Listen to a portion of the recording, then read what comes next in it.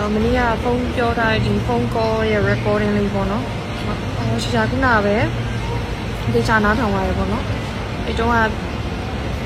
ရှာအမူးနေတာကြောင့်နောက်ပြီးတော့emotional ဖြစ်နေတာကြောင့်မပြောတဲ့စကားတွေလည်းအများကြီးပြောလိုက်မိတယ်ပေါ့နော်အဲ့ဒီမှာပါတဲ့ဒီ raping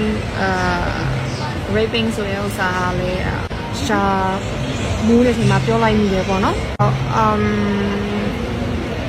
Okay ကျွန်တော် clarify လုပ်ပေးရတဲ့အတွက်လည်းကျေးဇူးတင်ပါတယ်ပြီးတော့နောက်တစ်ခုအခု clarify လုပ်ချင်တာဒီလိုမျိုး sexual assault တွေဒီလိုမျိုး raping တွေဆိုတာလုံးဝမဖြစ်ခဲ့ပါဘူးဒီအရင်နဲ့ပတ်သက်ပြီးတော့ပဲဒါကိုတို့ရဲ့နောက်ဆုံး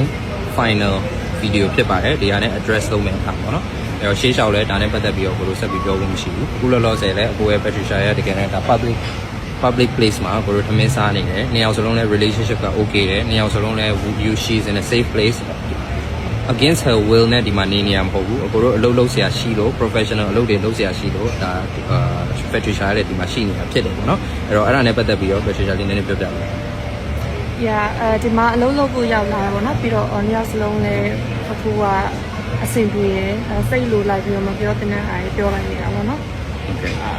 အဲ့တော့အဲ့လိုမျိုးနဲ့ပတ်သက်ပြီးတော့အနောက်ရှက်ဖြစ်သွားတဲ့လူတွေအတွက်လည်းဒါဘယ်လိုမဆိုကိုတို့ဘက်ကလည်းဒါတောင်းပန်ပါတယ်ပေါ့နော်အဲ့တော့ကိုတို့ရဲ့ဒါ official statement ပေါ့နော်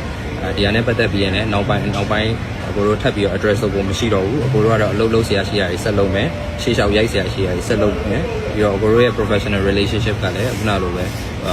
there is no problem between our professional relationship ဖြစ်တဲ့အတွက်အကိုတို့လည်းရှေ့လျှောက်လုပ်ဆရာရှိရတယ်ဆက်လုပ်ပါမယ်เนาะအဲ့တော့ thank you everybody